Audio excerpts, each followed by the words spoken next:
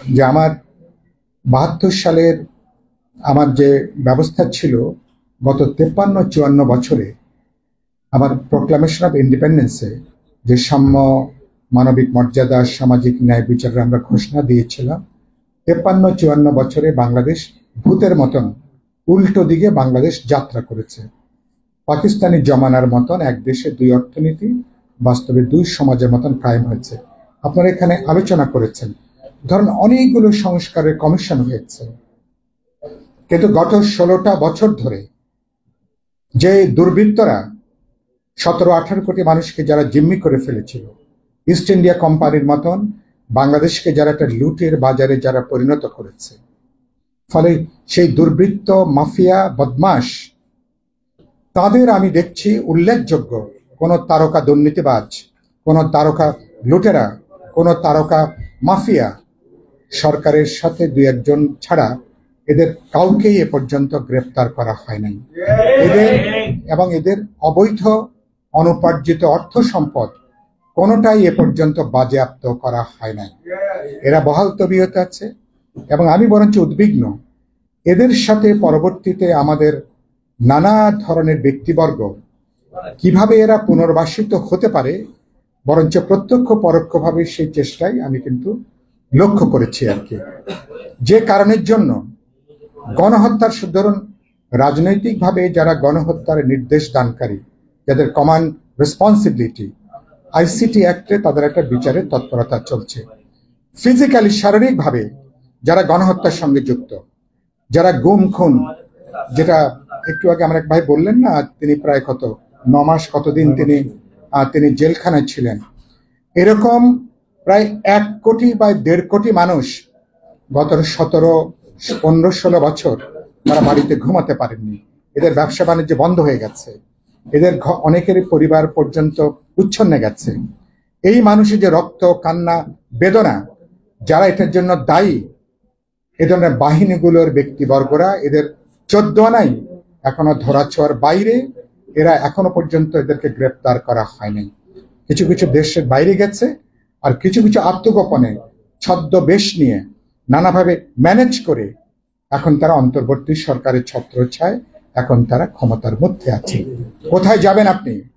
এ ব্যাপারে উদ্যোগটা কি সরকারের? বাস্তবে আমরা কোনো দৃশ্যমান, কার্যকর, বিশ্বাসযোগ্য আমরা কোনো উদ্যোগ এ পর্যন্ত কিন্তু খেয়াল করিনি।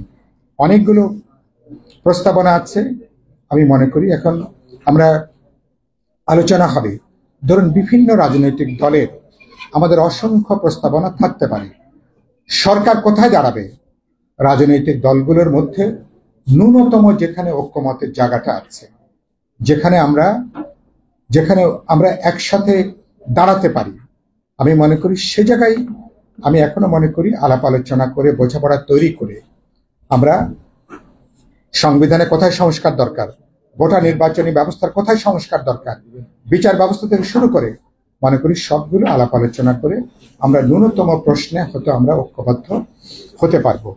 আমি যেদিকে আপনাদের মনোযোগ আকর্ষণ করে আমার বক্তব্যটা শেষ করব, সেটা হচ্ছে নেলসন ম্যান্ডেলার সাউথ আফ্রিকাতে, আপনারা মনে জানেন শ্বেতাঙ্গদের যে শতাব্দীর পর শতাব্দী শাসন ছিল, নেলসন, এবং সেখানে কি পরিমাণ গণহত্যা হয়েছে আপনারা নিশ্চয়ই জানেন। নেলসন ম্যান্ডেলারা ক্ষমতা আসার পরে তারা প্রতিশোধ, প্রতিহিংসার জায়গায় তারা যায়নি। নির্দিষ্ট অপরাধের বিচার হয়েছে, তারা একটা ট্রুথ অ্যান্ড জাস্টিস কমিশন তারা গঠন করেছিলেন।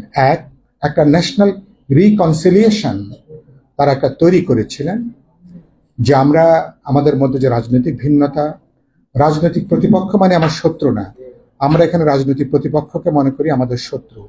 এই যে আমাদের মনস্তাত্ত্বিক গঠন, সাংস্কৃতিক গঠন, এটাই হচ্ছে আমাদের অনেক অপরাধের, আমাদের মধ্যে যে উত্তেজনা, মতপার্থক্য, তার বড় মনস্তাত্ত্বিক জায়গাটা কিন্তু এইখানে। ফলে আমরা এবার কিন্তু একটা সুযোগ তৈরি, এটা নিয়ে আমরা নির্দিষ্ট অপরাধের নির্দিষ্ট বিচার আছেন, সংখ্যালঘু বলি, জাতিগত সংখ্যালঘু বলি, নারী বলি, শ্রমজীবী মেহনতি মানুষ বলি, তাদের অধিকার এবং মুক্তির প্রশ্নটাকে কিভাবে আমরা যুক্ত করেছি। আর একই সাথে যেটা বলছিলাম, যে এটা যদি যুক্ত না হয় কোনো ইনক্লুসিভ সমাজ আমরা তৈরি করতে পারবো না। আর ধরেন উপরতলে আমরা অনেকগুলো সংস্কার করছি, কিন্তু দুর্বৃত্ত অর্থনীতি যদি থাকে, রাজনীতি যেভাবে দুর্বৃত্তায়ন হয়েছে অথবা দুর্বৃত্তের যেভাবে রাজনীতিকরণ হয়েছে, তার যদি মূলোৎপাটন করা না যায়, উপরতলায় কোনো রাজনৈতিক সংস্কার করলে সংস্কারটা টেকসই কোনো সংস্কার হবে না।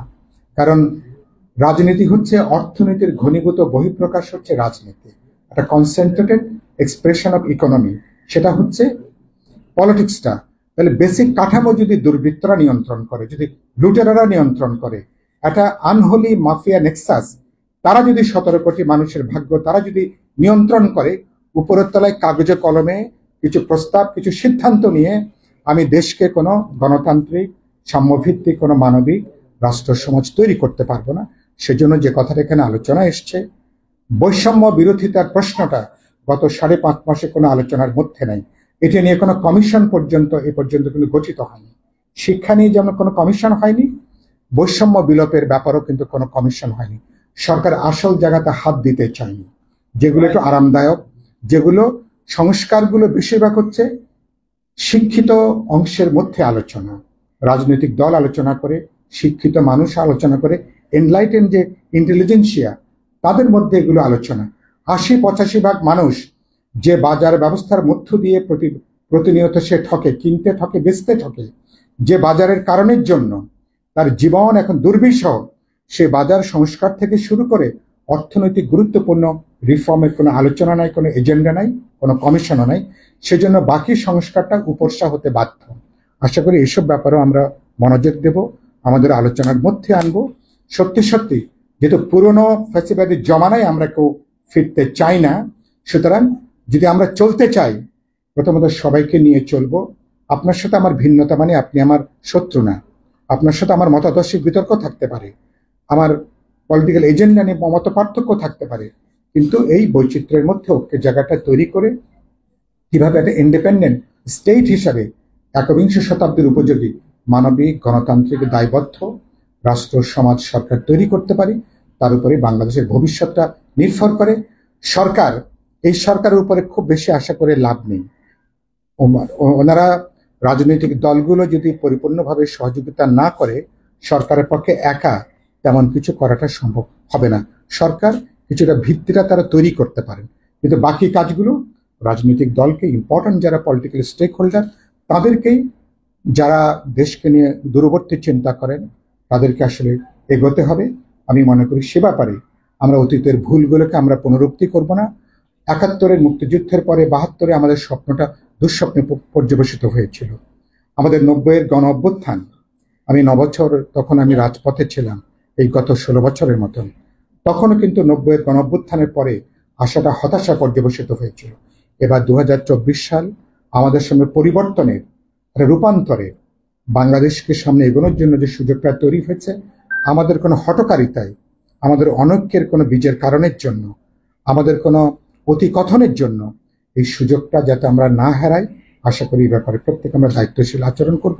এ কথা বলে আপনাদের সবাইকে শুভেচ্ছা, অভিনন্দন, সালাম জানিয়ে আমার বক্তব্য এখানে শেষ করব।